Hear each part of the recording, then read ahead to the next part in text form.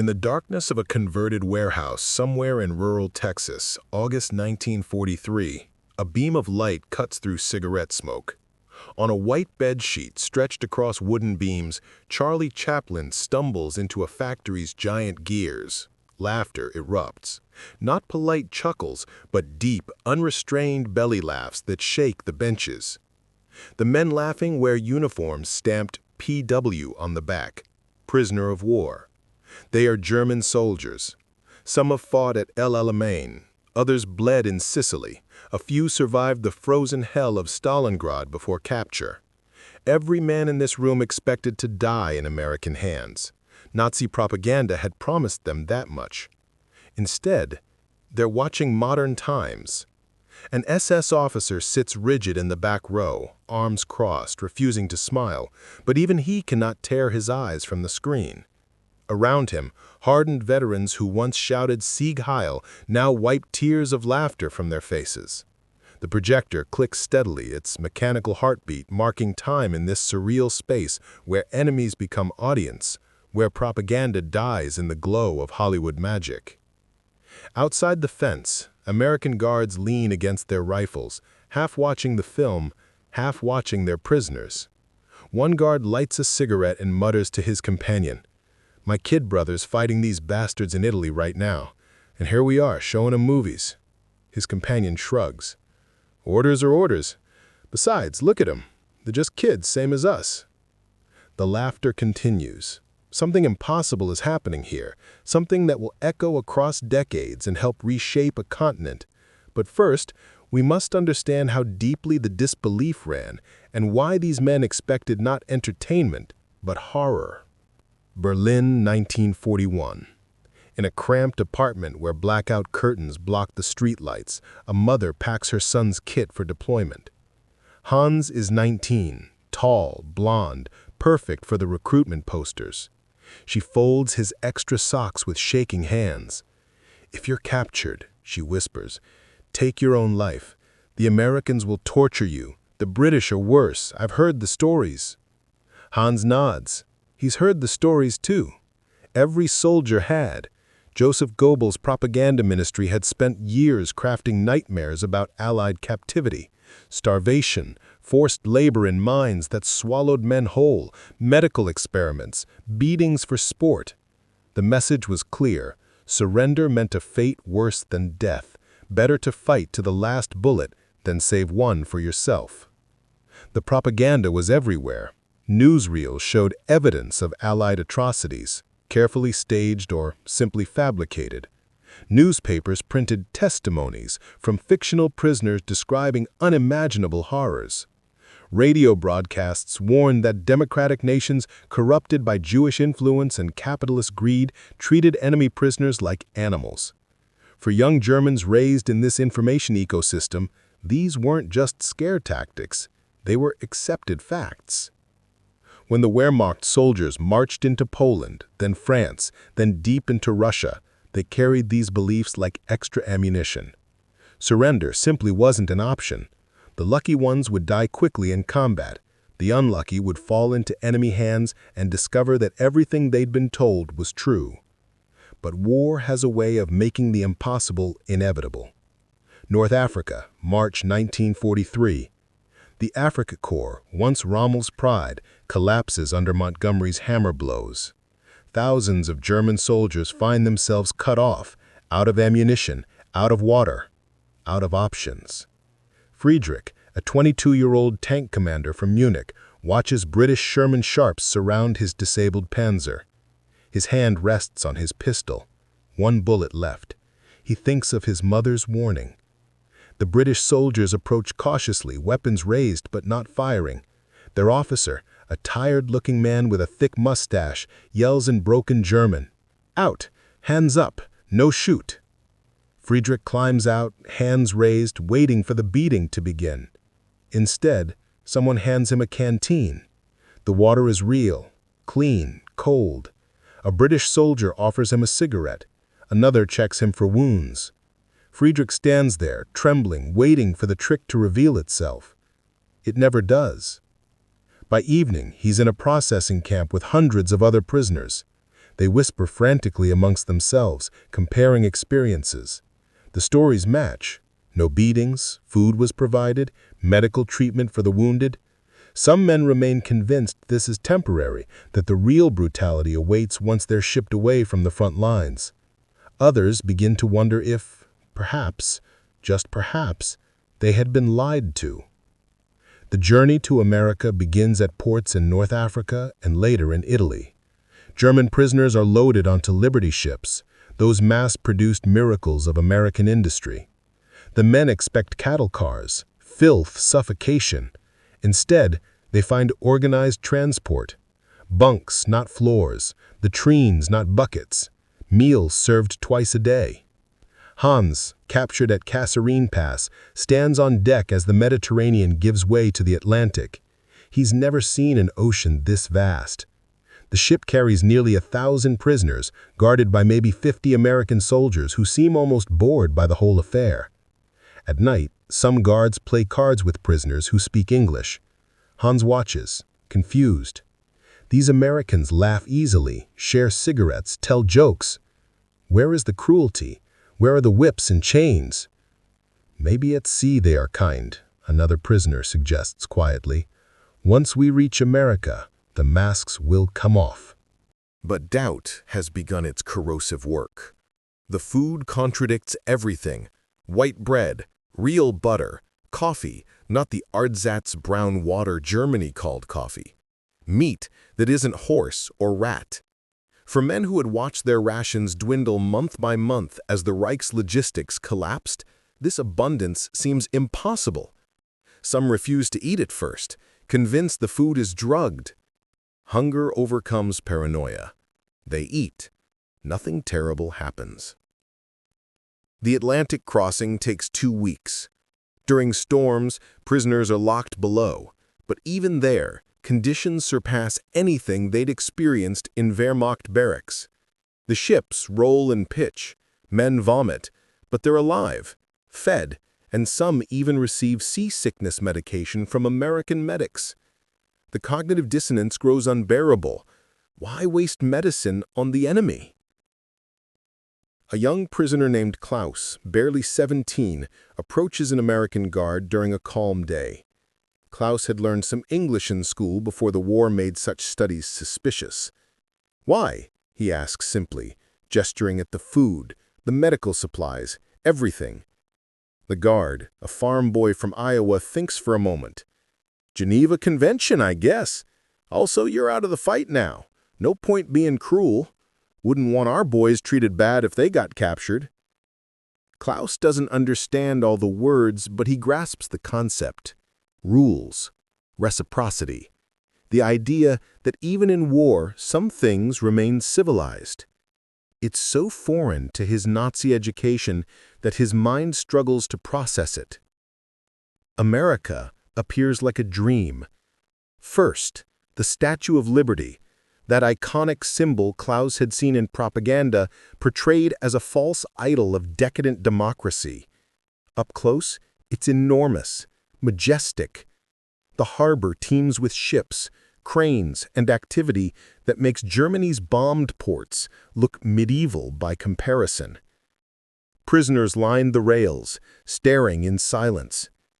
"How can we have been winning against this?" someone mutters.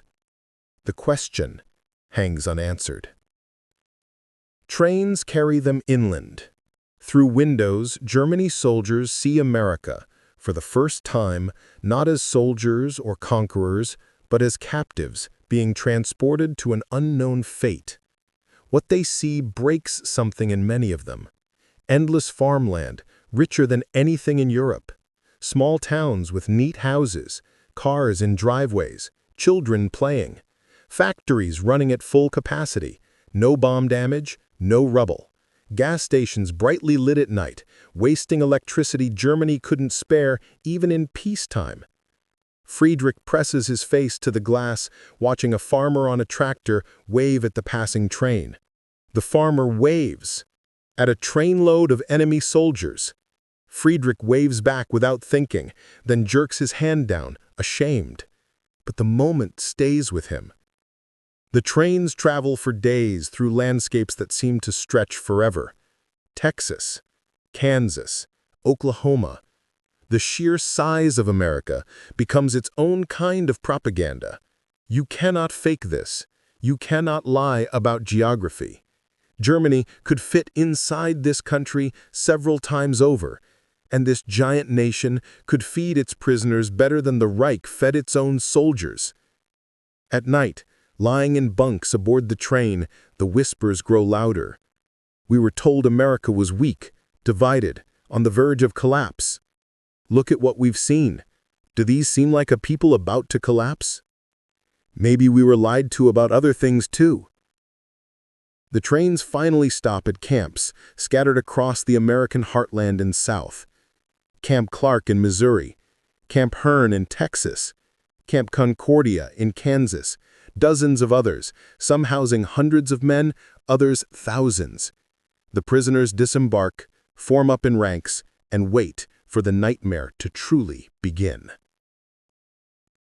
The gates of Camp Hearne, Texas swing open on a hot June morning in 1943. 3,000 German prisoners file through, their boots raising dust from the unpaved roads. They expect to see guard towers with machine guns. They're there. They expect barbed wire. It coils atop the fences, glinting in the brutal sun. They expect barracks. Rows of them stretch before them, simple wooden structures that smell of fresh-cut pine. What they don't expect is grass.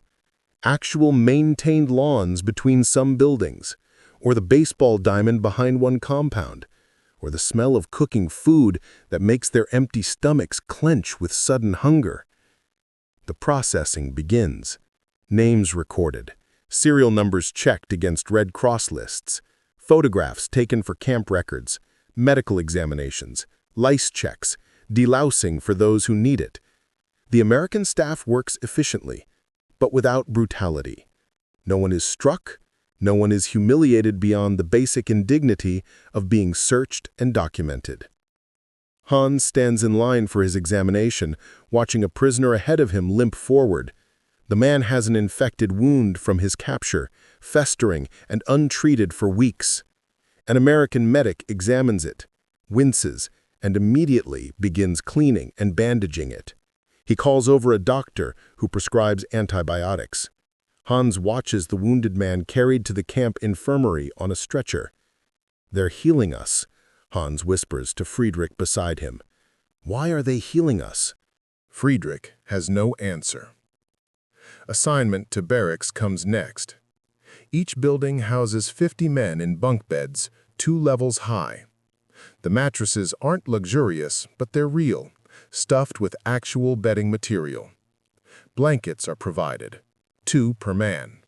Pillows, too. Each barrack has a wood stove for heating during winter months and screens on the windows to keep out mosquitoes in summer. Klaus, the young prisoner who had questioned the guard on the ship, claims an upper bunk and stares at the ceiling. It's solid, no leaks. The floor is clean swept. There are even hooks on the walls for hanging clothes. He thinks of his family's apartment in Hamburg, possibly rubble now after the RAF bombing campaigns. This prison barrack is nicer than where his mother lives. The thought makes him want to cry. That evening brings the first meal in camp. The prisoners are called to the mess hall, a large wooden building with long tables and benches. They file in cautiously, expecting thin soup and stale bread. Instead, servers behind a counter dish out portions that make men stop and stare. Meatloaf, actual meatloaf with ground beef, mashed potatoes swimming in gravy, green beans, white bread, soft and fresh, butter, coffee that smells like real coffee, and for dessert, canned peaches. Hans sits with his plate, looking at it, unable to take the first bite.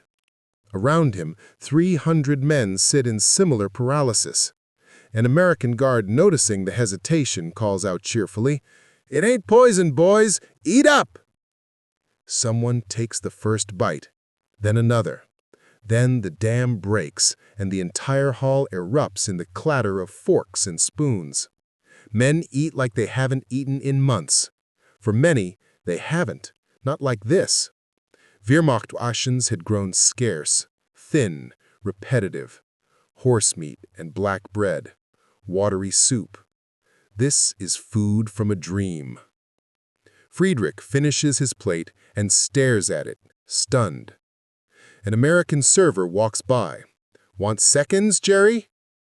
Friedrich doesn't understand the word, but understands the gesture toward more food. He nods. A second portion appears. He eats that, too, tears running down his face that he doesn't bother to hide. In the barracks that night, men lie in their bunks, bellies full for the first time in memory, and try to make sense of their situation. "This is a trick," insists an older sergeant named Ernst, a veteran of the First World War who should know about captivity. "They fatten us up before putting us to work in mines, or maybe they want us healthy enough to survive medical experiments." But his voice lacks conviction. Others push back gently. "If this is a trick, it's an expensive one. They're feeding us the same rations as their own soldiers. I heard the guards talking. Why waste resources on prisoners?" No one has good answers. The cognitive dissonance is too severe. Everything they were taught says this should be hell. Instead, it's strange, constrained, but undeniably humane. The routine of camp life emerges over the following days. Wake-up call at 6, breakfast at 7, work details at 8 for those assigned labor, lunch at noon, more work or free time, dinner at 5:30, lights out at 10. Between these structured hours, prisoners discover unexpected freedoms. Recreation areas appear, volleyball courts, soccer fields, boxing rings. Some camps even build swimming pools using prisoner labor, then allow those same prisoners to use them during designated hours. Men who fought across Africa and Europe now spend afternoons playing sports, swimming, and laughing like children on holiday. The work assignments shock them further. Many are sent to nearby farms where labor shortages have become acute as American men shipped overseas to fight. German prisoners pick cotton, harvest wheat, tend livestock. They work alongside American farmers who treat them not as hated enemies, but as temporary hired hands. Some farmers' wives bring cold lemonade and sandwiches to the fields. One farmer, a German immigrant himself, speaks to the prisoners in their own language, telling stories of the old country and asking about their families. Klaus, assigned to a farm detail, finds himself milking cows beside a 10-year-old American girl that chatters at him in English he barely understands. She doesn't seem to hate him. She treats him like any other farmhand, showing him the technique for getting the most milk, laughing when he struggles at first. Her innocence undoes something in him. This is the enemy?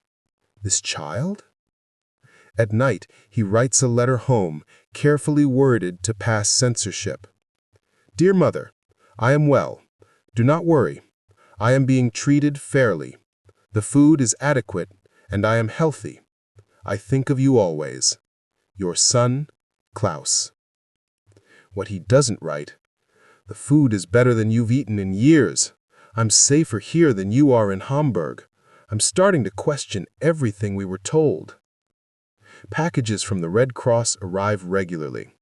Soap, toothpaste, razor blades, writing paper, even chocolate.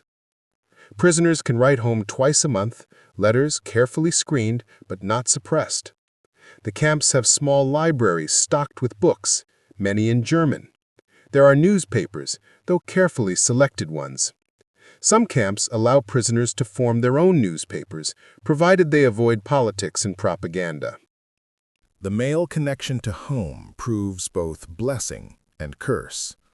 Letters from Germany tell of bombing raids, food shortages, and devastation. Hans receives a letter from his mother. "The Americans bombed again. We lost the kitchen. We're living in the cellar. There is no bread this week, but I am glad you are safe wherever you are." He stares at that letter, sitting in a mess hall that smells of roasting chicken, and feels the ground shift beneath him. His mother is starving, while her captive son eats better than German officers. The inequality seems obscene. Medical care continues to astonish.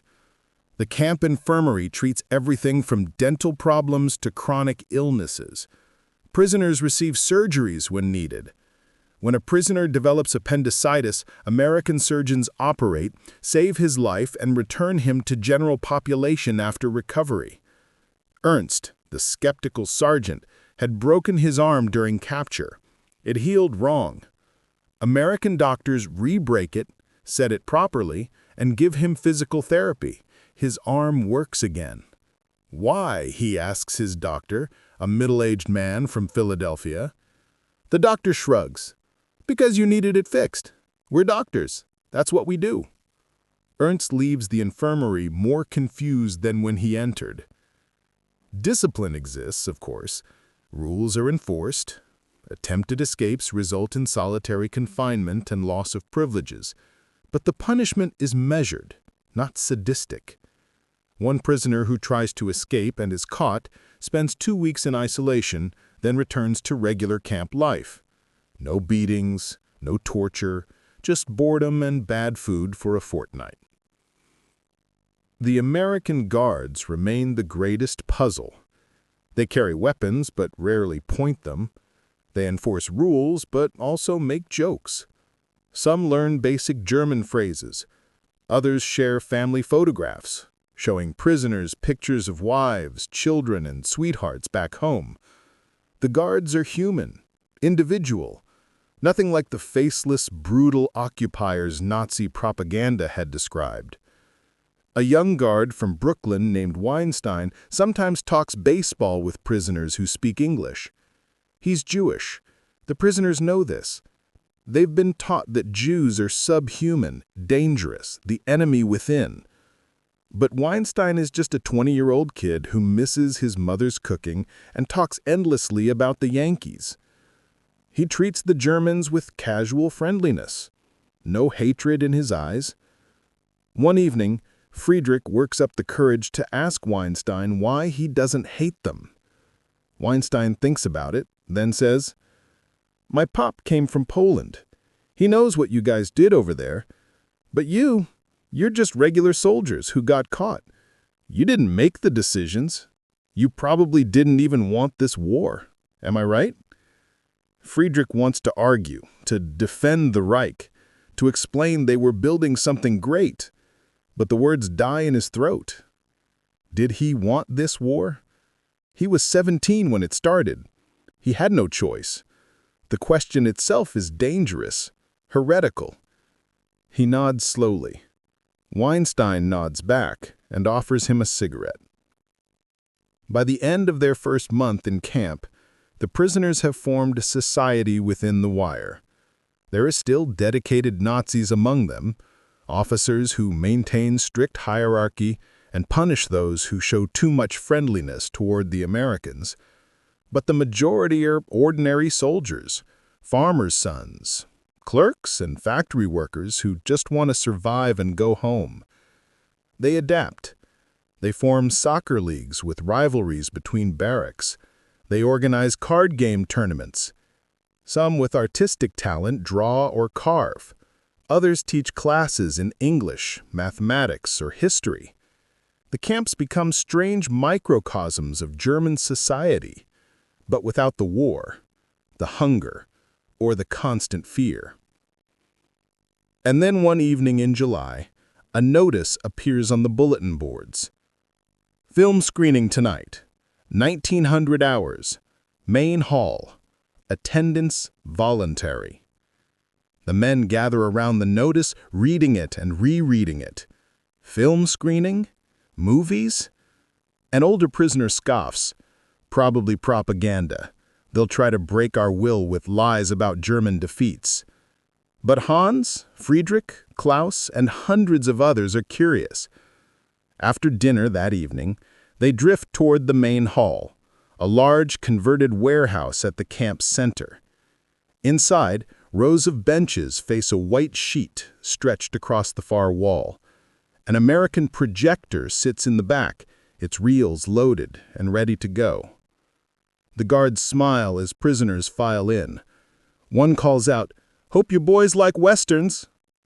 The lights dim, the projector clacks to life, and in the darkness of a Texas prison camp, far from the war they had fought, German soldiers watching disbelief as John Wayne rides across Monument Valley, larger than life, heroic and invincible. The disbelief has reached a new level. They're being shown American entertainment. Not propaganda, not lectures, entertainment. What comes next will change them in ways no bullet ever could. The projector beam cuts through the darkness like a searchlight, but instead of exposing enemies, it creates a different kind of magic. On the makeshift screen, John Wayne sits tall in the saddle, his silhouette against the desert sunset instantly iconic. His voice, dubbed awkwardly into German by whoever prepared this print, doesn't quite match his lip movements. But the prisoners don't care. They're transfixed.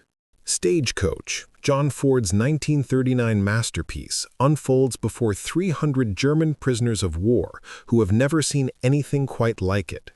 The sweeping vistas of Monument Valley dwarf anything in European cinema. The action sequences, real horses really galloping, real stagecoaches really tumbling down embankments, feel visceral, dangerous, thrilling. When Wayne's Ringo Kid shoots it out with the villains, prisoners lean forward on their benches, breath held. The climactic gunfight ends, the credits roll. For a moment, silence. Then someone starts clapping. Others join. Within seconds, the entire hall erupts in applause. They're clapping for their enemy's entertainment, and they don't care. An American guard near the door grins. Another marks something on a clipboard. This is part of an experiment, though the prisoners don't know it yet. As the lights come up and men file out into the warm Texas night, the conversations begin immediately. Did you see the landscapes? How big is this country? The horses, the way they filmed the horses. That woman, the prostitute, she had dignity. In our films, such women would be shown as trash. Ernst, the skeptical sergeant, walks out slowly, processing what he just witnessed. In German cinema under Goebbels, every film served the state. Heroes were always Aryan, always obedient to authority, always sacrificing individual desire for the collective good. But Ringo Kid was an outlaw, a man who defied authority. Yet the film portrayed him as heroic.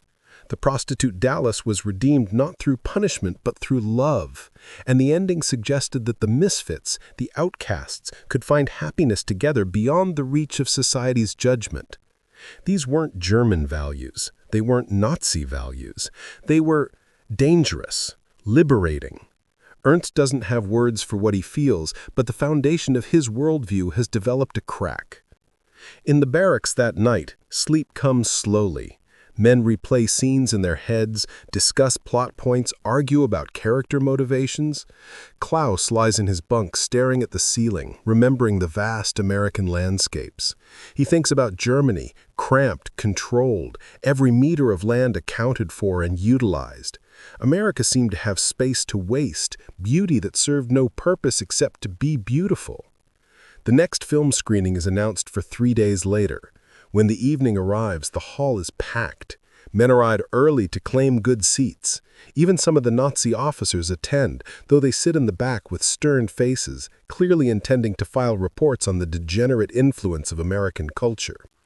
Tonight it's a comedy, Duck Soup, the Marx Brothers' 1933 anarchic masterpiece. The dubbing is worse than before. German cannot quite capture Groucho's rapid-fire wordplay, but physical comedy translates perfectly. When the mirror scene begins, when Groucho and Harpo mirror each other's movements in that famous sequence, the prisoners howl with laughter. Hans hasn't laughed like this since before the war. His sides ache, tears stream down his face. Around him, hardened soldiers who killed and nearly died now laugh until they can barely breathe. The Marx Brothers' chaotic energy, their mockery of authority, their absurdist humor that reduces serious matters to nonsense, all of it bypasses ideology and strikes directly at the funny bone. But there's something deeper happening. Duck Soup satirizes war, dictators, and nationalism. Rufus T. Firefly is a buffoon who leads his country into war over a personal insult. The film mocks military pageantry, turning solemn parades into slapstick routines. It suggests that leaders are fools and wars are pointless tragedies born of ego and stupidity. For men who had marched into Poland, France, and Russia under orders, this message resonates uncomfortably. They've followed their leader without question. They've participated in a war that destroyed Europe. And here an American film from a decade ago casually suggests that such obedience might be foolish, that authority might not deserve respect, that war might be absurd rather than glorious. One prisoner, a committed Nazi named Heinrich, storms out halfway through, disgusted. Others notice but don't follow. The laughter is too good, the release too necessary. After 2 years of war, after months of captivity and uncertainty, they need to laugh. They need to forget for 68 minutes that they are prisoners, enemies, soldiers without a purpose. The screenings become regular. 2 or 3 times a week, the projector lights up and transports prisoners to different worlds. Sometimes it's more westerns, High Noon or the Oxbow Incident. Other times musicals, 42nd Street with its kaleidoscopic Busby Berkeley numbers that seem to defy physics. Occasionally dramas like Mr. Smith Goes to Washington, Frank Capra's Paean to American Democracy that shows ordinary citizens taking on corrupt politicians. Each genre brings its own revelations. The westerns show a mythology of individualism, the lone hero standing against injustice without waiting for orders from above.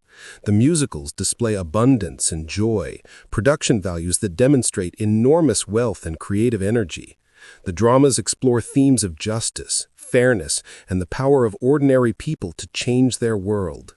Friedrich finds himself obsessed with the musicals. He had never cared much for music back home, but these elaborate productions fascinate him. Gold Diggers of 1933, with its opening number We're in the Money, features dozens of dancers in costumes made of giant coins, celebrating wealth with shameless enthusiasm. The contrast to German cinema's constant emphasis on sacrifice and austerity is jarring. These Americans aren't ashamed of prosperity. They revel in it. They turn it into art. The women in these films particularly shock the prisoners. In Nazi cinema, women were mothers, supporters, pure Aryan vessels for future soldiers. Here, women were witty, independent, sexual, ambitious. Katharine Hepburn in the Philadelphia Story plays a wealthy woman who drinks, swears, and chooses her own husband despite her family's wishes. Ginger Rogers dances with Fred Astaire as an equal partner, her skill matching his. Rosalind Russell in His Girl Friday talks faster than any man and outsmarts everyone around her. Klaus, still only 17, has never seen anything like this. He thinks of German girls he knew, trained from childhood to be obedient wives. He thinks of his sister, whose education ended at 14 to prepare for domestic life. These American women on screen are different, powerful, free. The word free echoes in his mind. It's dangerous. It's intoxicating. The guards notice the transformation. Prisoners who arrived sullen and defiant now gather eagerly for film nights. Arguments break out over which actors are best, whether westerns or musicals are superior, whether John Wayne or Gary Cooper makes a better hero. These are arguments about culture, not ideology, about art, not ideology. The guards write reports noting decreased disciplinary problems, improved morale, and a general softening of hard-edged Nazi attitudes. But the screenings aren't mandatory. And this fact proves crucial. The Americans never force attendance. Every showing is voluntary. Prisoners can skip films and play cards, write letters, or sleep instead. This choice matters because it removes resistance. Men aren't being forced to watch enemy propaganda. They're choosing to watch American films for entertainment. That choice makes them complicit in their own cultural transformation. Some prisoners resist. Heinrich and other dedicated Nazis form their own group, refusing to attend screenings and punishing those who do with social ostracism. They call the films Jewish Hollywood poison and warn that watching them betrays the fatherland. For a while, their stern disapproval creates conflict within the camps, but gradually their influence wanes. Too many men want to see the next film. Too many have discovered that laughter and wonder feel better than ideological purity. One evening in September, the camp shows Casablanca. The 1942 film is recent, still fresh in American theaters when the prison camp gets its print. It tells a story of moral transformation, of an American cynic learning to fight for something larger than himself. It also features Nazis as villains, which makes the screening potentially explosive. The camp commander worries about showing this particular film, but his psychological warfare advisors insist. They want to see how the prisoners react to seeing their own side as the bad guys. The lights dim. The film begins.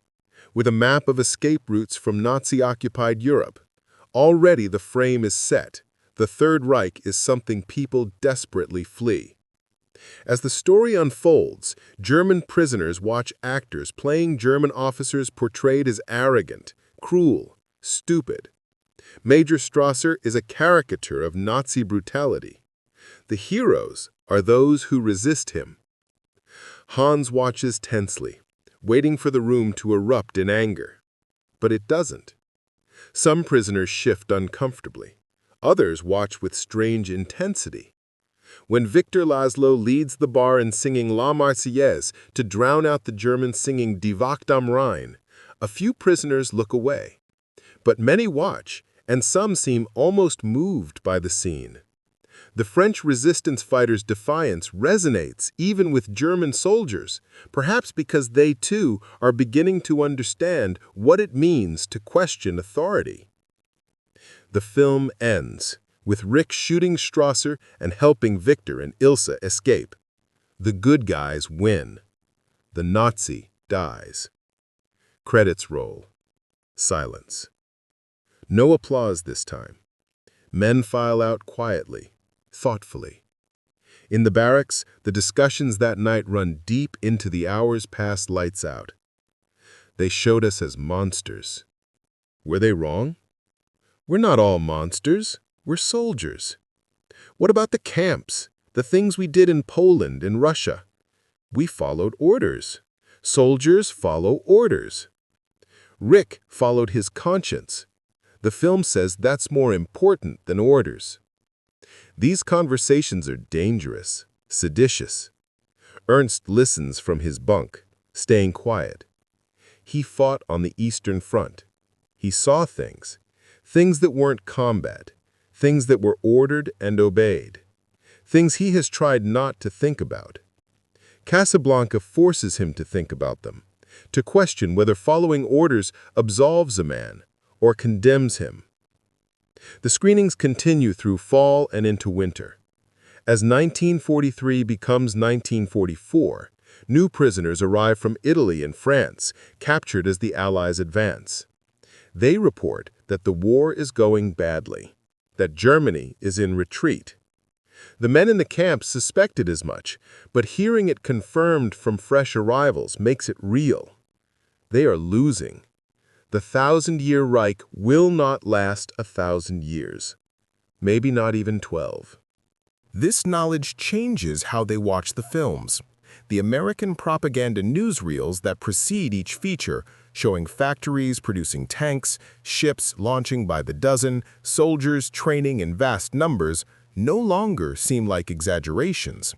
The prisoners have seen America. They've traveled through it. They know the industrial might is real. These films aren't lies, they're receipts. A musical called Yankee Doodle Dandy shows James Cagney playing George M. Cohen, tap dancing his way through patriotic songs. The film is unapologetically pro-American, celebrating the nation's history and values without irony or doubt. In Nazi Germany, such naked patriotism would have seemed perfectly normal. But here, the patriotism is wrapped in entertainment, in joy, in songs you find yourself humming afterwards. It's propaganda, yes, but propaganda so skillfully sweetened that you swallow it gladly. Friedrich realizes something one night as he watches Cagney dance down a staircase. America doesn't need to force its values on people. It makes those values look fun, attractive, worth having. The Third Reich demanded obedience through fear. America seduced through abundance and charm. Which approach is more effective? The answer becomes clearer every day behind the wire. The women in the films continue to fascinate. The Women, George Cukar's film 1939, with an all-female cast, shows wealthy women navigating divorce, gossip, and independence. There's not a single man on screen, yet the film is about female autonomy, choice, and power. Klaus watches it confused and slightly uncomfortable. Women aren't supposed to be autonomous, they're supposed to support men. But these women are funny, clever, complex. They have their own stories. He thinks of his mother again, wondering what she would make of this. Letters home remain carefully censored, but prisoners find ways to hint at their experiences. Hans writes, "The Americans show us their entertainment sometimes. They are very different from home." His mother might read that and think he means boring propaganda films. She would never imagine he means Ginger Rogers dancing in a sequined gown, or the Marx Brothers destroying an opera, or Humphrey Bogart shooting Nazis in Casablanca. By spring 1944, the transformation is undeniable. Men who arrived 6 or 9 months earlier as convinced Nazis now openly criticize Hitler in barracks conversations. They mock Goebbels' speeches when they hear them on the camp radio. They talk about what Germany might be like after the war, and increasingly, they imagine a Germany that looks more like America: democratic, prosperous, free. The word free keeps coming up. They're starting to understand what it means. The older prisoners, the ones who fought in World War I and remember the Weimar Republic, find this transformation least surprising. They remember when Germany had democracy, however flawed. They remember voting, free press, political debates. The younger ones, raised entirely under the Nazi rule, are the ones most shocked by their own changing beliefs. Klaus realizes one day that he can no longer imagine fighting for the Führer. The thought of returning to Germany to resume the war seems absurd. Why would he fight for a system that lied to him, that sent him to die, that starved his mother while claiming strength and prosperity? And through it all, the screenings continue. The projector clicks, the screen glows. And behind the barbed wire, in prison camps scattered across America, German soldiers watch themselves being quietly defeated by something far more powerful than armies: imagination, culture, and the simple human desire to laugh, dream, and be entertained. Winter in Camp Concordia, Kansas, brings snow that transforms the barbed wire into something almost beautiful, each strand outlined in white. Inside the barracks, wood stoves burn through the night. German prisoners huddle in their bunks, writing letters or playing endless games of Scott. But on film nights, the cold doesn't matter. The hall fills regardless of weather. Tonight, December 1943, they're showing It's a Wonderful Life, Frank Capra's tribute to small-town American values. As George Bailey faces his crisis, contemplating suicide before an angel intervenes to show him the value of his ordinary life, something shifts in the room. This isn't escapist entertainment. This is philosophy wrapped in melodrama. Ernst watches George Bailey saved by the community he'd spent his life serving. Each person George helped returns to help him in his darkest hour. The message is clear. Individual goodness matters. One person's actions ripple outward. A life lived with decency has value even if it never achieves greatness. This idea contradicts everything the Reich taught. Nazi ideology celebrated only the exceptional, the powerful, the Aryan Superman. Ordinary people were valuable only as masses serving the state. But George Bailey is ordinary, deliberately so. And the film insists his ordinary decency makes him heroic. Ernst feels something crack inside his chest. He has lived an ordinary life. He was a postal clerk before the war. He followed orders, fought where sent, never questioned. The Reich told him such a life had no meaning except in service to the great cause. But this American film suggests otherwise. As the final scene plays out, George surrounded by friends and family, the entire town singing Auld Lang Syne, Ernst sees several prisoners wiping their eyes. Grown men, combat veterans, crying over an American Christmas movie. Later, walking back to the barracks, no one speaks much. The silence carries weight. The psychological impact of repeated film exposure becomes measurable by early 1944. Camp psychologists, working discreetly, interview prisoners and note the patterns. Men who arrived angry and defiant now express curiosity about American life. Those who initially refused all cooperation now volunteer for work details, partly for the token wages, but also for the chance to interact with Americans. The hardcore Nazis, once the dominant voice in camp hierarchies, find themselves increasingly isolated. Klaus illustrates the transformation. At 17, he'd been too young to deeply internalize Nazi ideology, but old enough to accept it as truth. His Hitler Youth training emphasized obedience, racial purity, and martial valor. 6 months of film screenings quietly demolished those certainties.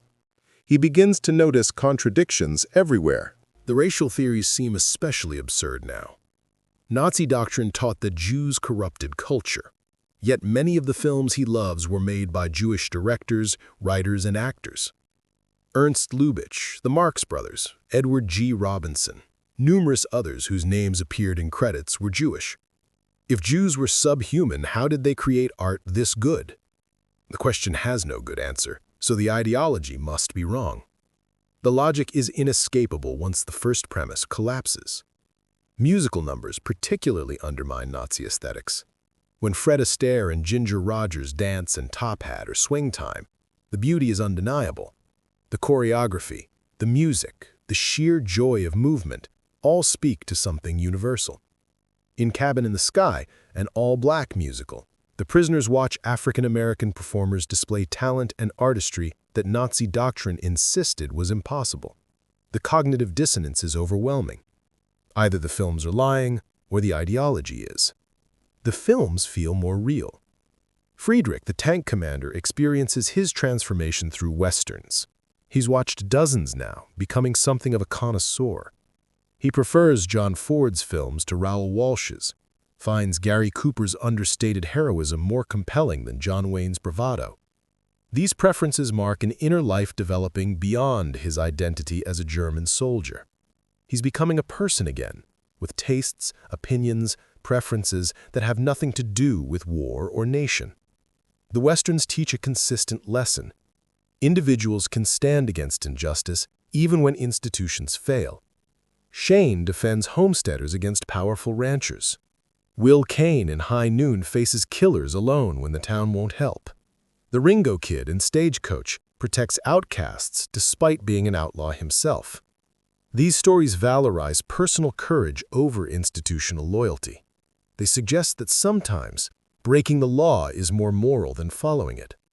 For a German soldier trained to obey without question, this message is revolutionary. Friedrich starts to think about the orders he followed. the things he saw. A village in France where civilians were shot in reprisal. The long columns of prisoners marching east knowing they wouldn't survive. He didn't pull triggers in those incidents, but he was there. He didn't object. The Westerns suggest he should have. That obeying an immoral order doesn't excuse participation in evil. These are heavy thoughts for a 22-year-old who just wanted to serve his country. The films don't lecture him into these realizations. They simply present alternative values repeatedly, entertainingly, until the old certainties can't hold. By spring 1944, camp populations have swelled. The Italian campaign produces thousands of new prisoners. The newcomers report that Germany is in full retreat, that cities are being bombed nightly, that the Allies will invade France soon. For the men in the camps, this news confirms what they already suspected. The war is lost. The question now is what comes after. Conversations during work details turn to the future. Hans, Friedrich, Klaus, and others imagine a post-war Germany. Inevitably, they reference America. We should have democracy, one says, like here, where leaders can be voted out. And food, another adds. Enough food so no one starves. Freedom of speech. Did you see how American films criticize their own government? No one gets arrested for it. Women should go to university if they want, like in those films. These are seditious thoughts, treasonous to the Reich. But the Reich is dying, and these men know it.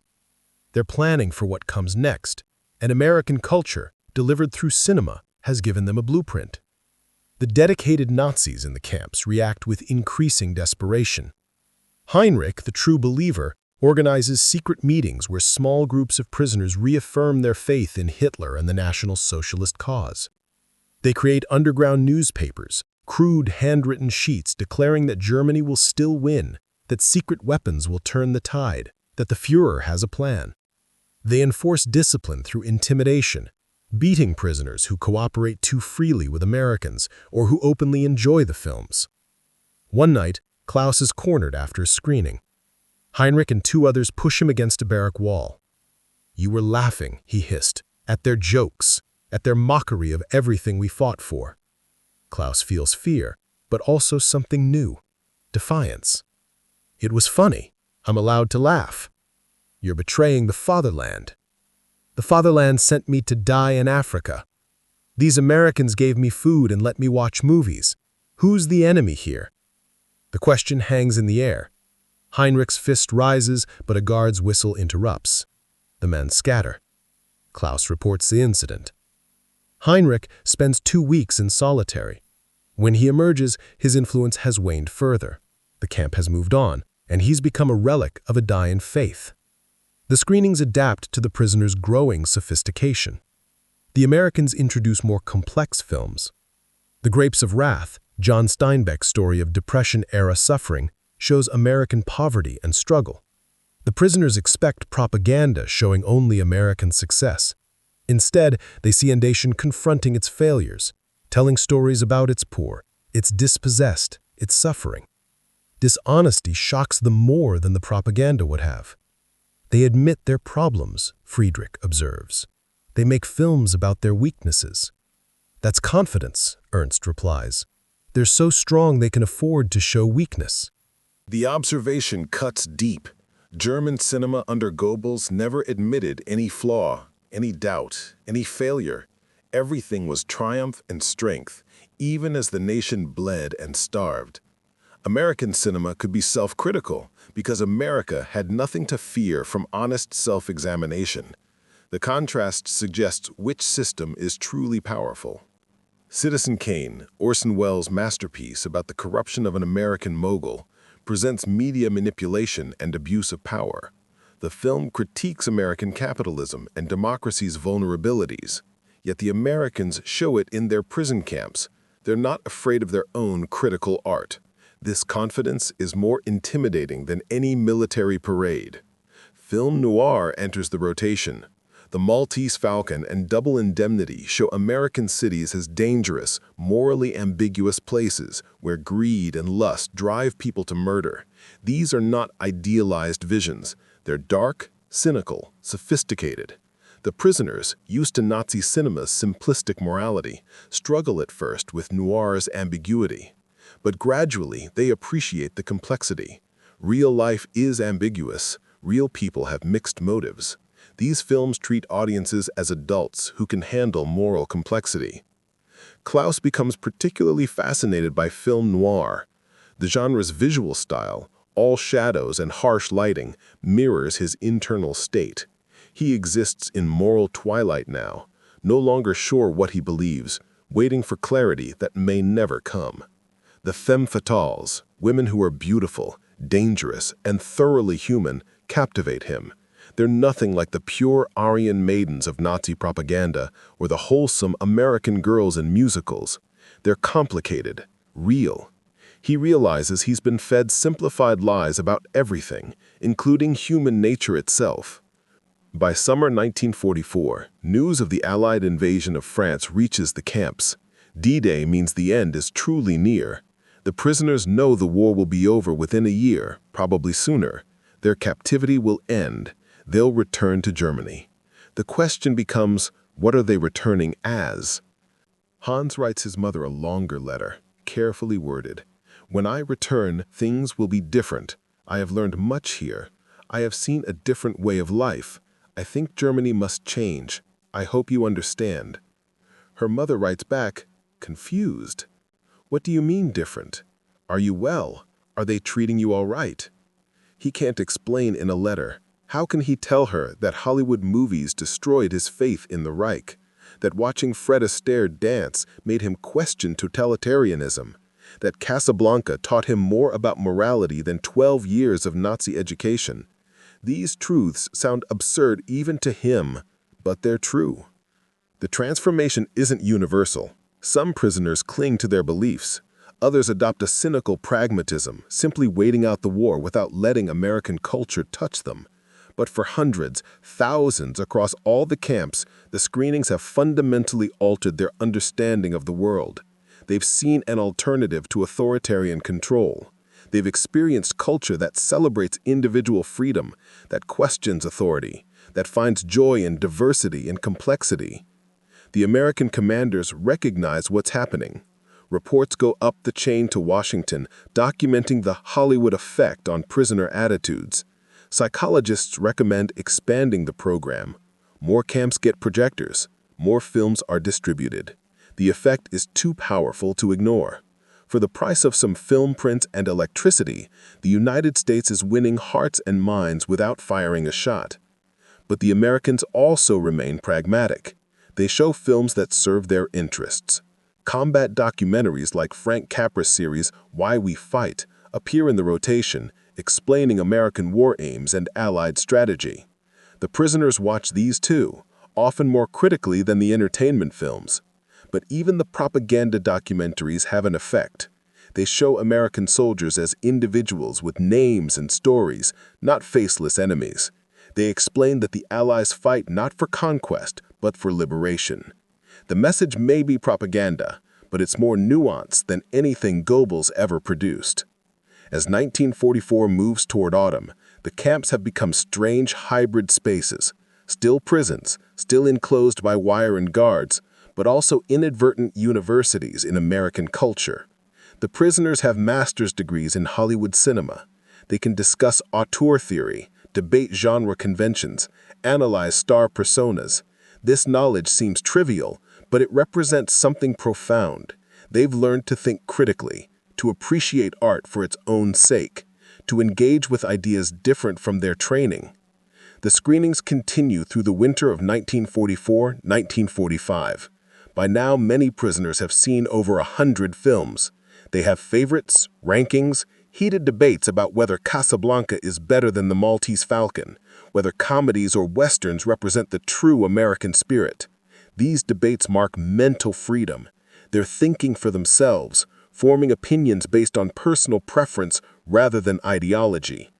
One evening in March 1945, the camp shows The Great Dictator, Chaplin's 1940 satire of Hitler. The timing is deliberate.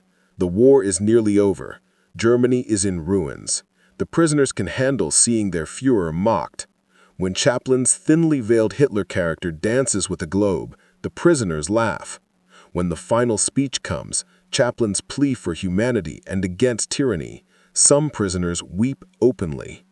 Ernst watches that speech and feels the last chains of his old beliefs snap. He believed in something that led to this. Millions dead, Europe destroyed, his country in ruins. And for what? A madman's dream. The film isn't subtle in its message, but subtlety isn't needed anymore. The truth is obvious to anyone willing to see it. Walking back from the screening, Hans tells Friedrich, "When we go home, we have to tell people about this, about what we learned here." Friedrich nods. "They won't believe us. We have to try anyway." They walk in silence, processing everything. Behind them, the projector is being packed away for another night. The screen comes down, the lights go off. But the images remain, burned into memory, shaping thoughts that will shape a nation's future. May 8, 1945, Victory in Europe Day. The war is over. In Camp Hearne, Texas, the announcement comes over loudspeakers in both English and German. Germany has surrendered unconditionally. The Third Reich is finished. Hitler is dead. Berlin is in ruins. It's over. The prisoners receive the news in strange silence. There's no jubilation, no grief, just exhausted acceptance.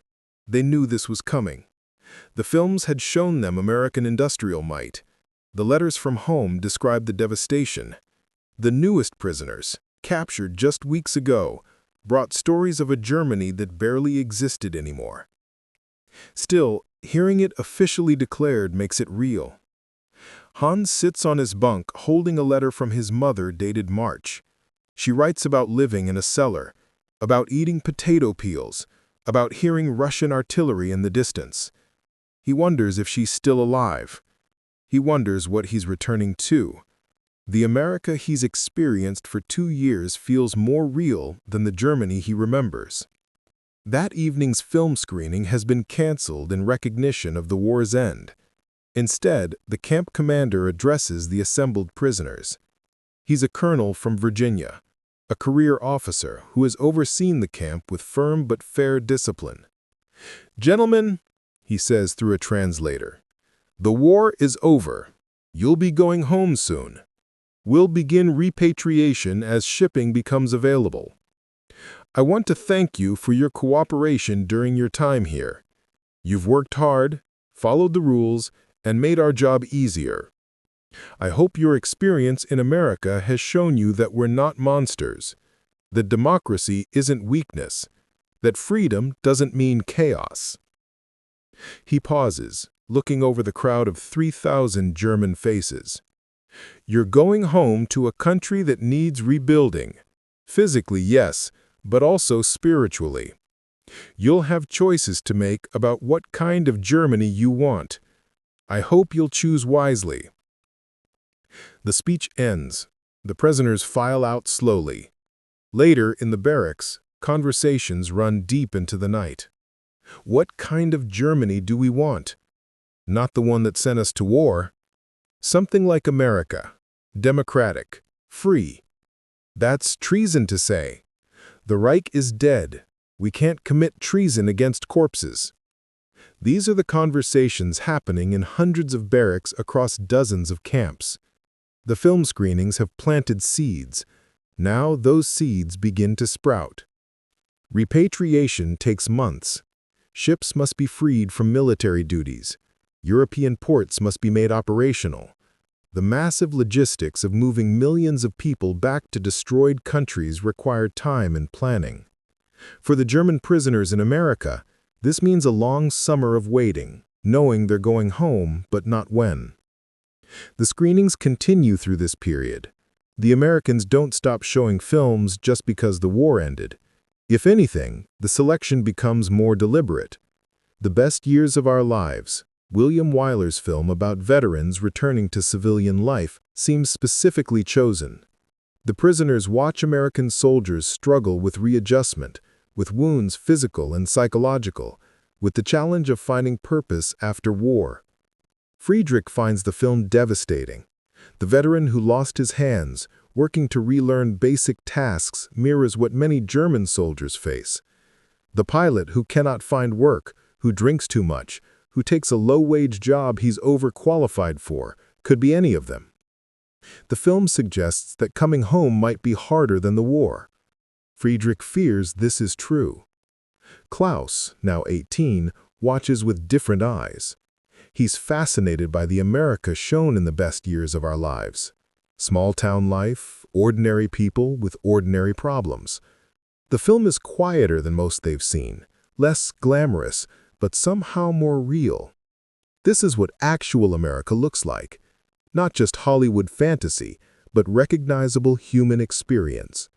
The gap between propaganda and reality shrinks further. The summer brings heat that makes the Texas camps nearly unbearable. Work details continue, but slower, lazily. Everyone is waiting. The Americans circulate books, including English textbooks. Many prisoners study English seriously now, knowing it might be useful in whatever comes next. Some dream of emigrating back to America legally someday, though they don't speak this dream aloud. Letters from Germany paint increasingly grim pictures. The country is divided into occupation zones: Soviet, American, British, French. There's barely any food. Cities are fields of rubble. The Nazi Party is being systematically destroyed, its leaders tried or hunted. Anyone who held rank in the party faces interrogation or worse. The prisoners in America realized they're lucky. They missed the final apocalyptic months. They missed the Russian advance. They missed the absolute destruction of everything they knew. Hans receives a letter in July. His mother survived. She's living with relatives in the British zone. The apartment is gone, bombed flat. She has nothing but the clothes she wore to the shelter. But she's alive. Hans weeps with relief. Then he reads the rest. When you come home, bring food if you can. We're so hungry. He looks around the mess hall that evening at the abundance still flowing despite the war's end. Chicken, vegetables, fresh bread, butter. He eats slowly, knowing his mother is starving. The guilt becomes overwhelming. He starts skipping desserts, saving them wrapped in napkins, accumulating a small cache of chocolate bars and canned goods he hopes to take home. The Americans allow this. They notice prisoners hoarding food and don't interfere. Some guards actively help, slipping extra rations or cigarettes to prisoners they befriended over the years. The relationships between guards and prisoners have become complex, almost friendly in some cases. They've lived alongside each other for 2 or 3 years now. They've played cards together, worked together, watched movies together. The abstract enemy has become known individuals. One guard, Weinstein from Brooklyn, sits with Friedrich one afternoon. "You heading back soon?" Weinstein asks. Friedrich nods. "Maybe next month. They said late August." "What'll you do when you get there?" Friedrich shrugs. "Find my family, if they're alive. Then, I don't know. Rebuild, I guess. Everything is destroyed." Weinstein lights 2 cigarettes, hands one to Friedrich. They smoke in silence. "You think you'll miss it here?" Weinstein asks. Friedrich laughs bitterly. "Miss prison camp? Are you crazy?" "You know what I mean." Friedrich does know. He'll miss the movies, the food, the safety, the strange comfort of captivity where every day was structured and tomorrow's survival was guaranteed. He'll miss being young and away from the ruins of his country. But he can't admit this. "Maybe the movies," Friedrich says finally. "I'll miss those." Weinstein grins broadly.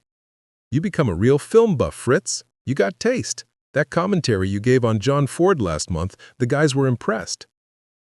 They sit, watching the work details move equipment, neither speaking. The moment crystallizes something. Enemies have become, if not friends, then at least humans who recognize each other's humanity. The films facilitated this. Shared culture created common ground where war had created only divisions. Repatriation begins in late August. The first groups are called to process out. They turn in their uniforms, receive travel papers, get lectures about behavior expectations in occupied Germany. The American commander gives another speech. You're going back as ambassadors whether you like it or not. How you behave, what you say about your time here, it matters. The German people need to see that democracy works, that the Allies aren't just different conquerors, that there's another way to live. If you learned anything in these camps, I hope you learned that. The prisoners nod. They have learned, more than the commander probably realizes. The repatriation journey back to Germany reverses the journey to America. Ships across the Atlantic. But the men are different now. They carry with them 2 or 3 years of American experience. They've worked on farms, learned English, played American sports, and above all, watched hundreds of hours of Hollywood cinema. They're returning with ideas, values, perspectives that didn't exist in their minds when they left. Hearne stands at the ship's rail, watching the American coast disappear. Beside him, Klaus and Friedrich watch too. I can't believe we're really leaving, Klaus says. Back to rubble and starvation, Friedrich adds. But we know something they don't. We know there's another way. Democracy, freedom, abundance. We've seen it work. Think anyone will believe us? Klaus asks. Friedrich shrugs. Probably not. But we have to try. The Atlantic crossing takes 2 weeks. The ships are packed with repatriating prisoners, thousands of men heading home with complex feelings. Some are eager to return. Others dread it. Many feel both simultaneously.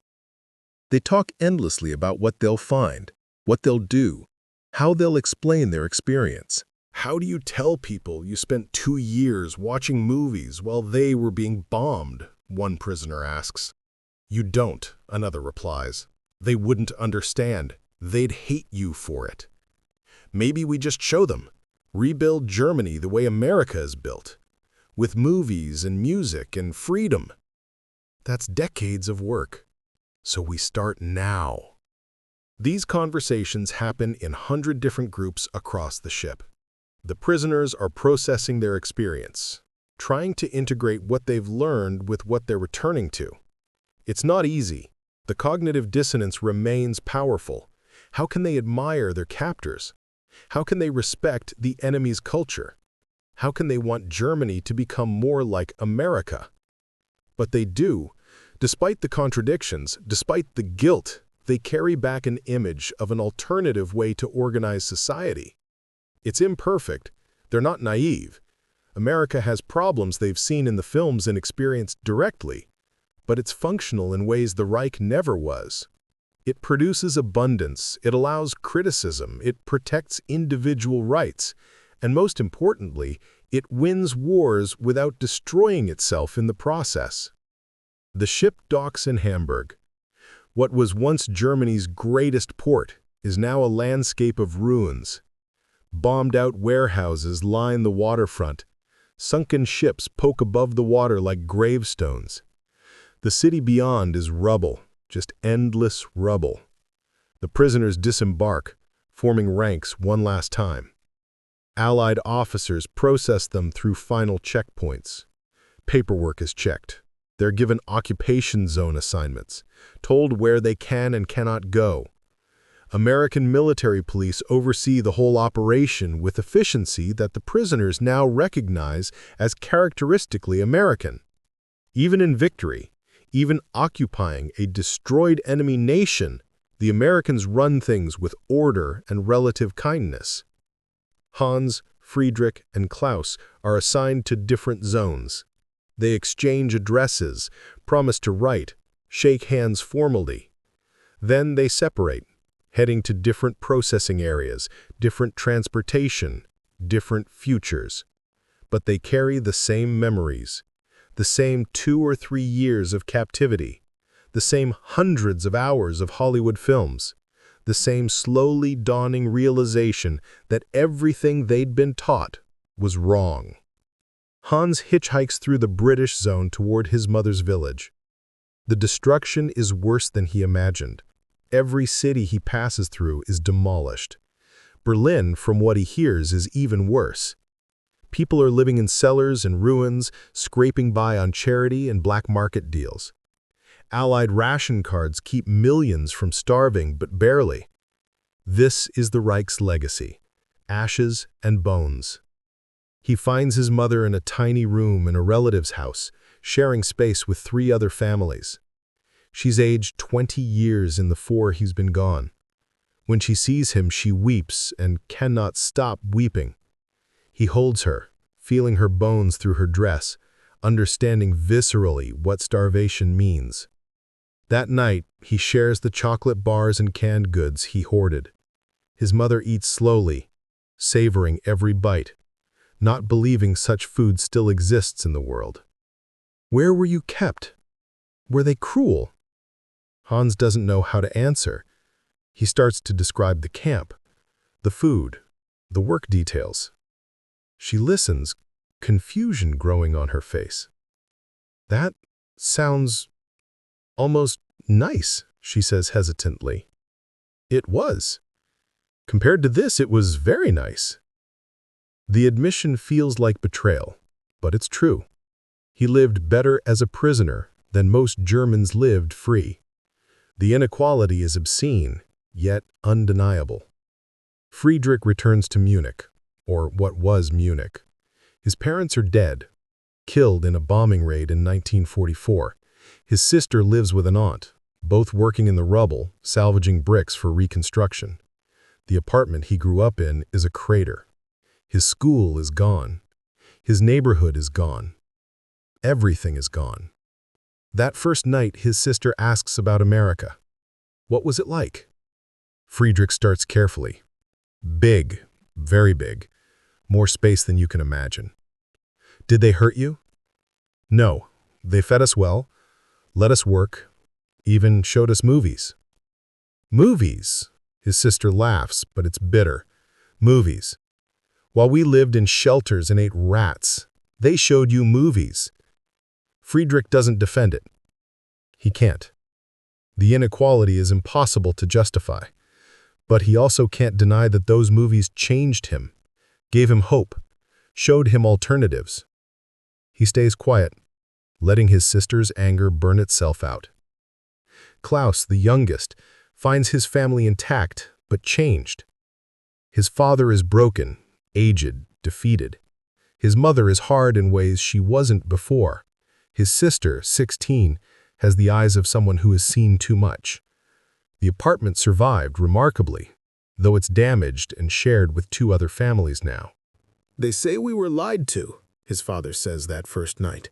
"That everything was lies. The greatness, the victory. All lies." Klaus nods. "It was lies. I learned that in America." His father looks at him sharply. "What did they do to you there?" "They showed me the truth," Klaus says, "in films, in how they lived, in their abundance and freedom. They showed me what Germany could be if we chose differently." His father doesn't respond. But later, Klaus sees him watching thoughtfully, perhaps wondering what his son has brought back besides scars and memories. Germany in the winter of 1945-46 is a frozen hell. Millions huddle in ruins, burning furniture for heat, eating whatever they can find. The economy has collapsed. Money is worthless. Only cigarettes and ration cards have value. In this devastation, the returning prisoners spread their strange stories. In a Frankfurt cellar, Hans gathers with other former POWs who'd been held in American camps. They're a support group of sorts, men who understand what others cannot, the surreal experience of being treated well by enemies while your own country betrayed and destroyed you. "Tell me again about the food," one man says. "I need to remember there's food somewhere in the world." Hans describes the mess halls, the meat, potatoes, bread, butter. Others add their memories. The abundance becomes mythical in retelling, almost unbelievable even to those who experienced it. And the films, another says. I dreamt last night about Casablanca. Woke up and remembered I'm in a cellar in Frankfurt, not Humphrey Bogart's cafe. They laugh, but it's painful laughter. The films were an escape then, a window to another world. Now they're memories of a better past, strange as that sounds. Their captivity was better than their freedom. The irony is bitter. But they also discuss the values they absorbed: democracy, individual rights, freedom of expression. These ideas seem fragile in the ruins, almost laughable when you're starving and freezing. But the men cling to them anyway. They're the seeds of something better. When we rebuild, Hearne says, we can't go back to the old ways. We know they lead to this. He gestures at the ruined cellar, the devastation outside. Easier said than done, another replies. The Soviets are installing communism in their zone. The French and British just want us weak. Only the Americans seem interested in helping us rebuild. Then we work with the Americans. We become what we learn to respect. This conversation happens in hundreds of cellars and ruins across the Western zones. Former POWs become informal advocates for democracy, not out of abstract ideology, but from concrete experience. They've seen it work. They know it's possible. They've lived it, even if only as prisoners behind wire. The occupation authorities notice this. American intelligence officers interview returning POWs, asking about their experiences in camps. The responses are surprisingly uniform: good treatment, adequate food, film screenings that changed perspectives. The intelligence officers compile reports suggesting that the POW experience created a cohort of Germans predisposed towards Western democratic values. The Hollywood effect appears significant, one report notes. Prisoners exposed to American popular culture show markedly less hostility and greater openness to democratic reforms than general population. Recommend leveraging this cohort in reconstruction efforts. The recommendation is implemented carefully. Former POWs who demonstrate democratic sympathies receive preference for certain jobs, educational opportunities, and positions in emerging local governments. It's not widespread or systematic, but it creates a network of men who've been, in effect, culturally inoculated against totalitarianism. Friedrich finds work clearing rubble in Munich. It's backbreaking labor, but it pays in ration cards and occasional cigarettes. His crew includes 2 other former POWs from different camps. During breaks, they compare experiences. Which camp? Concordia, Kansas. I was in Clark, Missouri. Hearne, Texas. They discover commonalities. All saw similar films, all experienced similar transformations. They become friends bound by shared understanding of the surreal. One day, working in the ruins of what had been a cinema, Friedrich stops and looks at the destroyed projector, crushed under fallen walls. He remembers the projector in Camp Hearne, clicking steadily, beaming images of another world. An idea forms. We should rebuild this, he says. Not just the building, the cinema. People need entertainment. They need to escape this misery, even for a few hours. His companions look at him like he's crazy. Friedrich, people need food, shelter, medicine, not movies. They need hope, Friedrich insists. Movies gave me hope. They can give others hope too.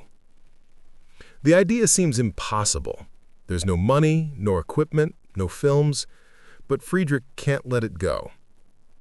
Over the following months, he pursues it obsessively.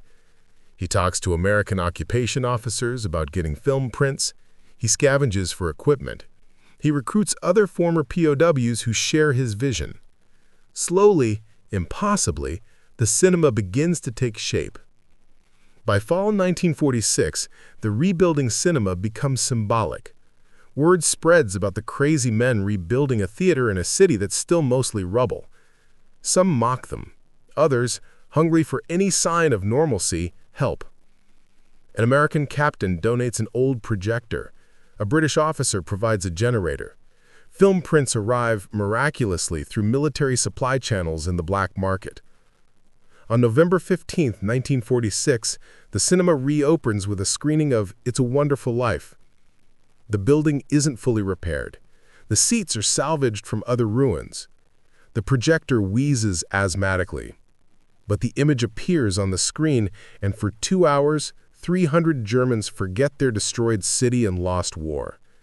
They watch George Bailey discover that ordinary goodness matters, that community provides salvation, that life has value even in suffering. When the film ends, there's silence. Then someone starts clapping. Others join. The applause grows until it echoes through the damaged building, out into the ruined streets beyond. It's not applause for the film, or not only for the film. It's applause for the act of rebuilding, for the return of culture, for the possibility that life might someday be normal again. Friedrich stands in the back, watching the audience file out. Many are crying. An old woman stops to thank him. "I haven't felt human in so long. Thank you for reminding me." That night, Friedrich writes to Hans, whom he's kept in contact with through letters. "We opened the cinema today. We showed them an American film, the same one that changed me in Texas, and I watched it change them too, the same way. The films have power, Hans. They can rebuild minds the way shovels rebuild buildings. We should do this everywhere." Hans reads the letter in his Frankfurt cellar and feels something he hasn't felt since before the war: purpose. He has a university education, interrupted by the war. He speaks English now, learned in the camp. He understands American culture from hundreds of hours of study, though he never thought of it as study at the time. These skills, these experiences, these perspectives, they're valuable in occupied Germany. He applies for a position with the American occupation government, working in their education department. His application mentions his time as a POW, his English skills, his familiarity with American culture. He's hired within a week. Suddenly, he's working to reshape German education, introducing democratic principles, Western philosophy, and yes, American literature and culture into school curricula. It feels strange at first, almost like collaboration with the occupiers. Some Germans view him and others like him as traitors, but Hans knows what he's doing is necessary. Germany needs to change fundamentally. The old authoritarian model led to catastrophe twice in 30 years.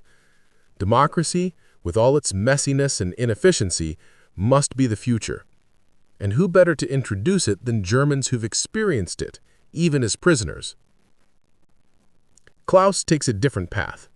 At 18, he's young enough to start over. The Americans offer educational programs for young Germans showing democratic potential. Klaus applies and is accepted. He spends a year in a special school run by American officers, learning English, studying American history and government, watching films with guided discussions about the values they represent.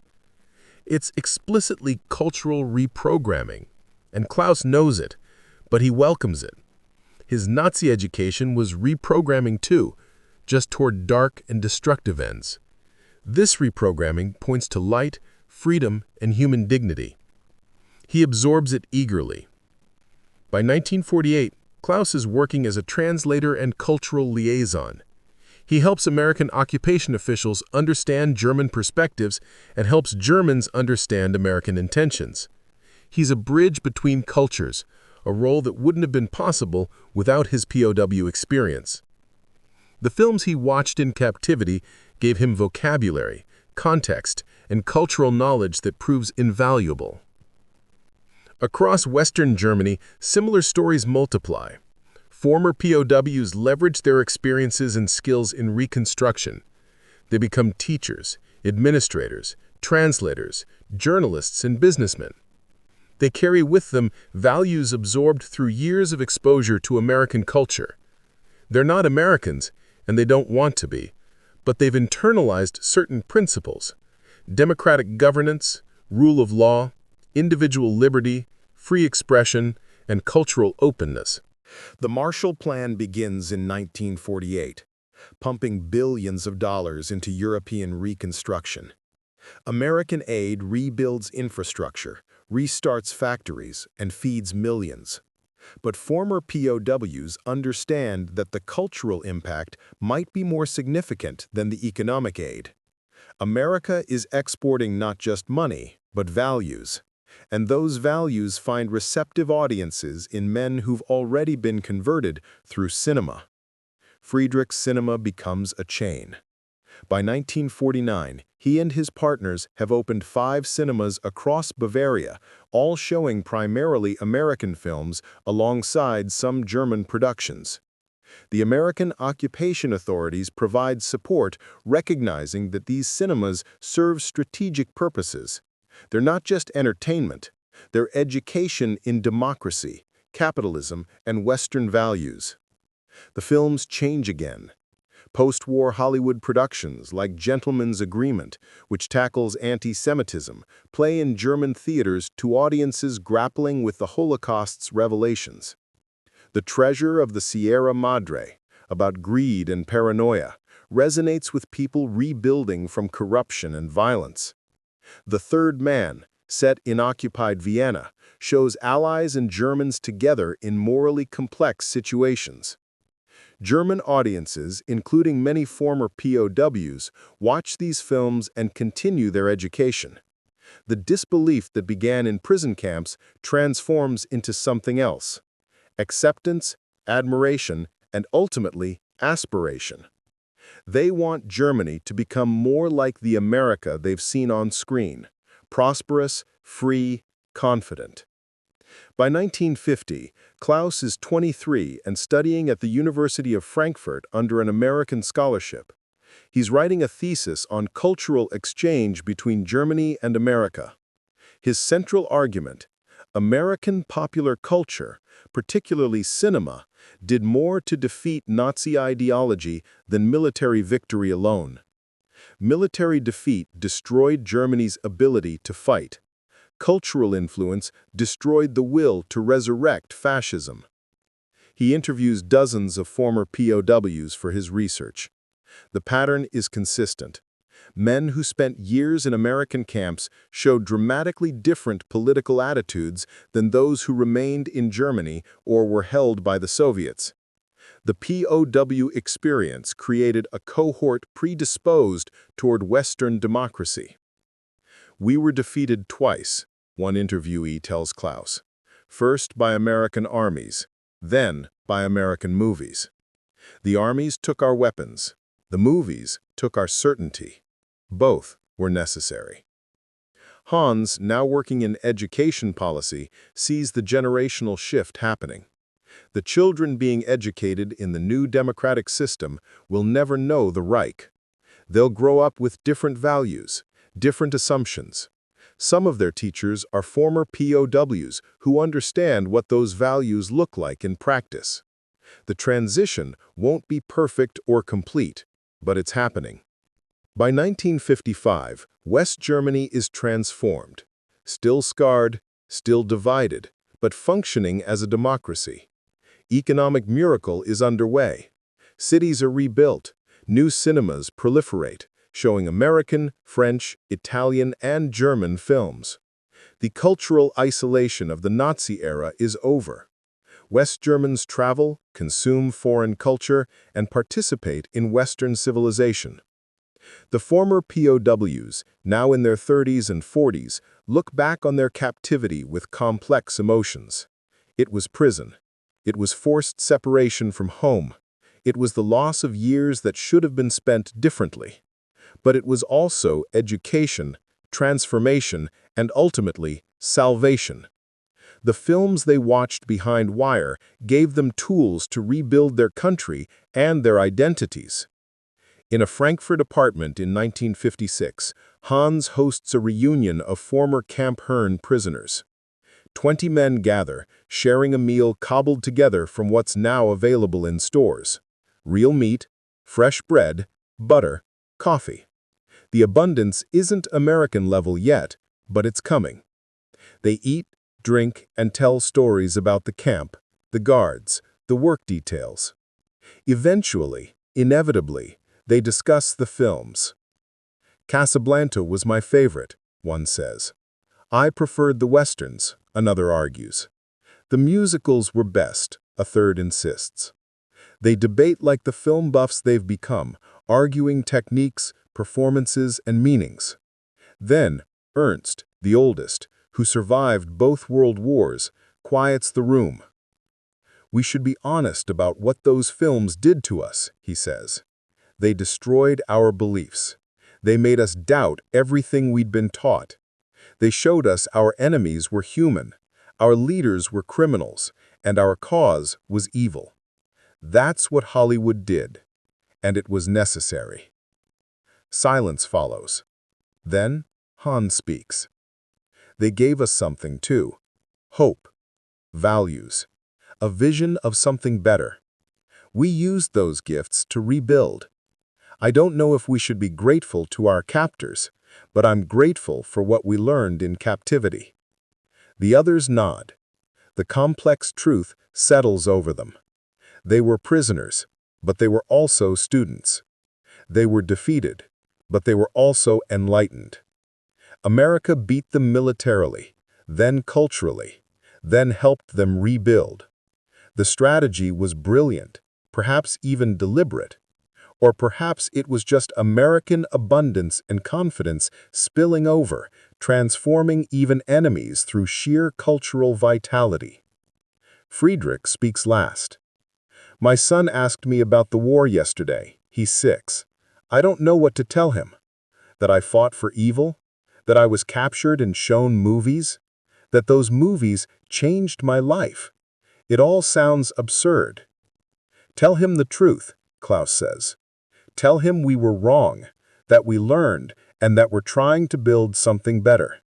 Tell him about the films, about learning that the enemy wasn't monstrous, just human, about discovering that democracy works. He'll understand when he's older. Or maybe, Ernst suggests, just take him to the cinema. Let the films teach him what they taught us. That's what they're for. The men laugh, but it's not dismissive laughter. It's acknowledgement. Film has power. Culture has power. Soft power can reshape nations more effectively than hard power alone. America understood this, perhaps unconsciously. The decision to show movies to POWs seemed trivial, a mere comfort to pass time. But it became a weapon that won hearts and minds, that planted democratic seeds in authoritarian soil. As the reunion ends and the men return to their rebuilt lives, they carry with them the memories of 2 eras, the war they fought and the captivity that remade them. The transition between those eras happened in the flickering light of a projector, in the glow of Hollywood magic, in the disbelief that never quite faded. Decades pass. The Berlin Wall rises in 1961. Falls in 1989. Germany reunifies. The century ends and a new one begins. The former POWs age into grandfathers and great-grandfathers. Most die eventually, carrying their memories into graves scattered across a peaceful, prosperous, democratic Germany. But historians remember. In the 1970s, researchers begin interviewing surviving prisoners of war about their experiences. The stories that emerge astonish. Not stories of brutality, but of unexpected humanity. Not trauma, but transformation. And consistently, repeatedly, obsessively, the men talk about the films. Dr. Matthias Schmidt, a historian at the University of Heidelberg, in 1985 interviews Hans, now 72. Hans still lives in Frankfurt, retired from a career in education. He's surrounded by grandchildren, books, and a collection of videocassettes featuring the films he first saw in Texas 40 years earlier. Tell me about the screenings, Dr. Schmidt asks. Hans settles into his chair, eyes distant with memory. We couldn't believe it at first. Movies, American movies. We thought it was a trick, but there was no trick. They just wanted to entertain us, or maybe educate us, I'm not sure. But the effect was profound. How so? They showed us freedom without lecturing about it. They showed us prosperity without bragging. They showed us humanity without forcing it. Every Western taught us about individual courage. Every musical demonstrated abundance. Every comedy mocked authority. After 100 films, our Nazi beliefs just dissolved. We couldn't maintain the propaganda in the face of that much contrary evidence. Dr. Schmidt takes notes furiously. Would you say the films were propaganda? Hans considers. Yes and no. They were propaganda in effect, not in intent. The Americans weren't trying to brainwash us. They just showed us their culture. And their culture happened to be incredibly persuasive. Hollywood sells American values better than any politician ever could. Similar interviews across Germany yield similar responses. The prisoners of war experience becomes recognized as a significant factor in West Germany's successful democratization. While the Marshall Plan receives credit for economic recovery, the cultural influence of American POW camps helps explain why democratic values took root so successfully. Friedrich dies in 1998, surrounded by family in Munich. His cinema chain has expanded across southern Germany, showing Hollywood blockbusters alongside European art films. At his funeral, his son speaks about his father's obsession with film, with America, with rebuilding. He always said the war destroyed Germany, but American movies rebuilt it. I never fully understood until I read his memoir.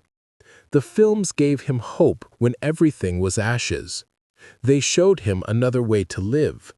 He spent the rest of his life sharing that gift with others. The memoir Friedrich left behind becomes a minor bestseller in Germany, titled Behind the Wire: How Hollywood Defeated Hitler. It details his journey from committed soldier to transformed citizen. The chapters on the film screenings read like religious conversion narratives. He describes specific films, specific moments, specific realizations. The book becomes required reading in some German schools, an example of cultural power triumphing over ideology. Klaus, the youngest survivor, lives longest. He makes it to 2015, dying at 90 years old. His academic career focused on German-American cultural relations. He wrote the definitive scholarly work on POW treatment in America, drawing on his own experience and thousands of interviews. His central thesis: soft power wins wars that hard power merely ends. In his final interview, conducted just months before his death, he reflects on his captivity. I was 17 when captured, a child really, though I thought I was a man. The Americans treated me better than my own country did. They fed me, educated me, entertained me, and slowly, without force, they showed me that everything I believed was wrong. That took courage on their part. They could have been cruel. We were the enemy. We'd killed their soldiers, supported genocide, started a war that killed millions. They had every right to hate us. Instead, they showed us movies. That choice changed history. The interviewer asks, "Do you think Germany would be different if not for those prisoners of war experiences?" Klaus nods slowly. Absolutely. The prisoners of war became seeds of democracy. We came home changed, and we changed others. Not alone, of course. American aid mattered. Soviet threat mattered. The horror of the Holocaust created disgust with the old system. But the prisoners of war provided a foundation of Germans who understood democracy not as abstract theory, but as lived experience. We'd seen it work. We knew it was possible. That made all the difference. Modern Germany honors this history subtly. Several former POW camps in America now have historical markers. German tourist groups visit them, reading about ancestors who spent years behind American wire. The story of the film screenings features prominently. Photographs show makeshift theaters, projectors, and crowds of German faces illuminated by Hollywood magic. In 2015, the 100th anniversary of various WWII events prompts reflection. German television produces a documentary about POWs in America. They interview the last survivors, Klaus among them.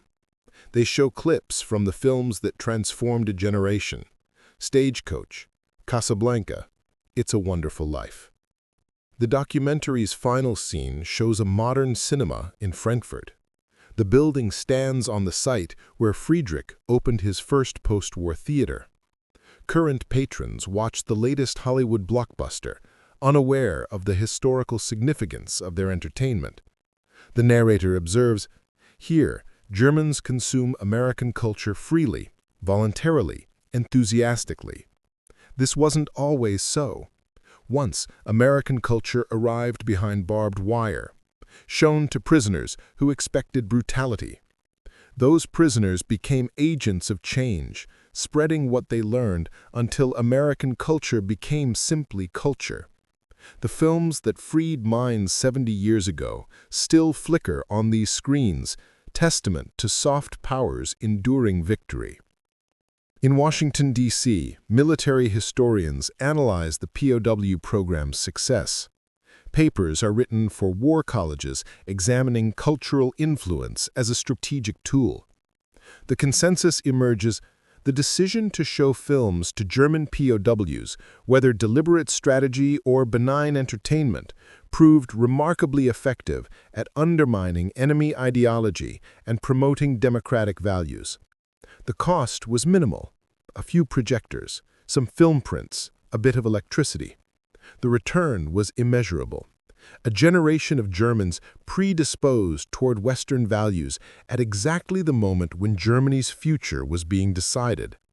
One analysis concludes, America won World War II through industrial might and military skill, but it won the peace through culture, values, and the simple act of treating enemies as human beings capable of transformation.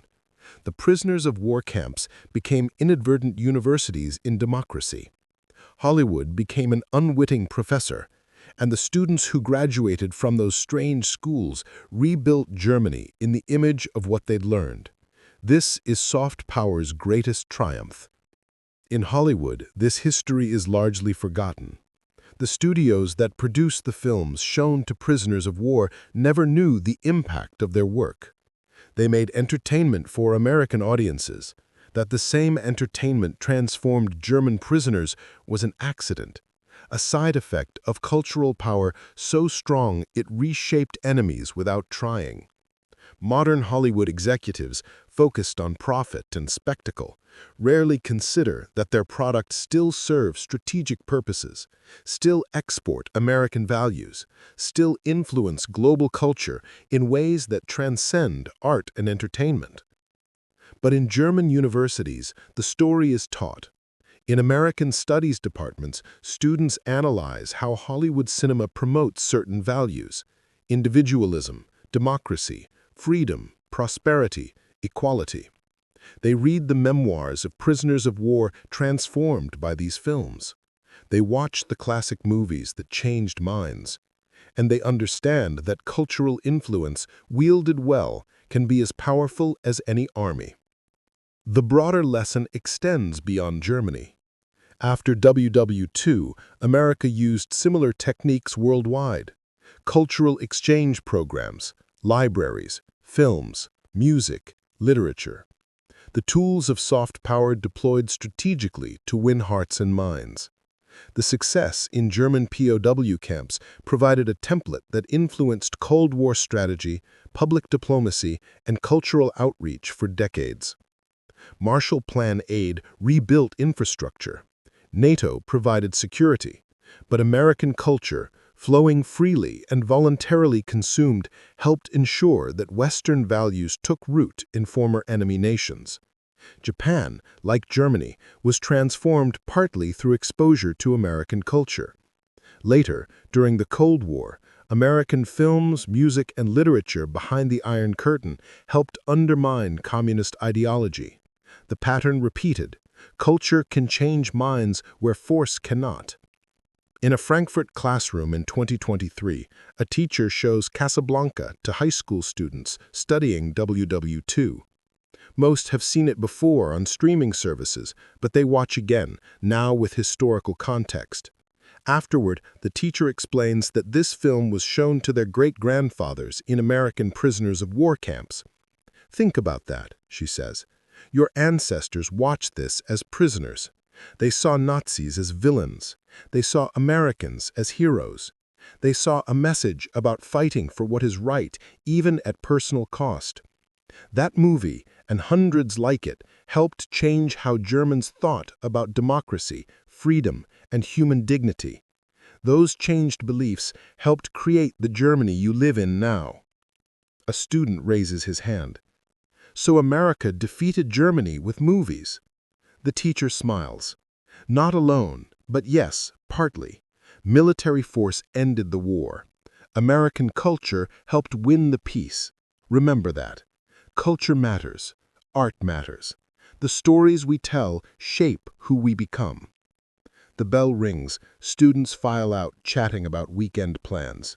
They live in a peaceful, democratic, prosperous Germany, never knowing war or dictatorship. Their freedom was bought with blood by Allied soldiers, yes, but also built through the slow, patient work of cultural transformation. The flickering light of a projector in a Texas prison camp in 1943 illuminated a path that led here, to this classroom, to these children of peace. We return to where we began, that converted warehouse in Texas, August 1943. But now we understand what we're seeing. The beam of light cutting through darkness isn't just entertainment, it's education, transformation, revolution in slow motion. On the screen, Charlie Chaplin stumbles through his factory. In the audience, German soldiers laugh. Behind them, American guards watch and smile. None of them fully understand what's happening. The guards think they're just showing movies to pass time and keep prisoners docile. The prisoners think they're getting brief escapes from captivity's boredom. But history will reveal that this moment, multiplied across hundreds of camps and thousands of screenings, helped reshape a nation and prove that imagination can triumph over ideology. As the credits roll on Modern Times, as the prisoners file out into the Texas night still chuckling, as the projector is packed away for another showing, another night, the narrator speaks. In the darkness of war, a light flickered. Not a weapon's flash, but a projector's beam. Behind barbed wire, enemies watched stories from the nation they fought. And slowly, imperceptibly, those stories changed them. They learned that freedom works, that democracy survives, that abundance flows from human creativity unleashed. They learned these lessons not from lectures or force, but from laughter, from tears, from 2 hours of forgetting they were prisoners and remembering they were human. America defeated Nazi Germany with bombers and battleships, with soldiers' courage and industrial might, but it defeated Nazi ideology with something quieter, stranger, more lasting, the flickering magic of Hollywood.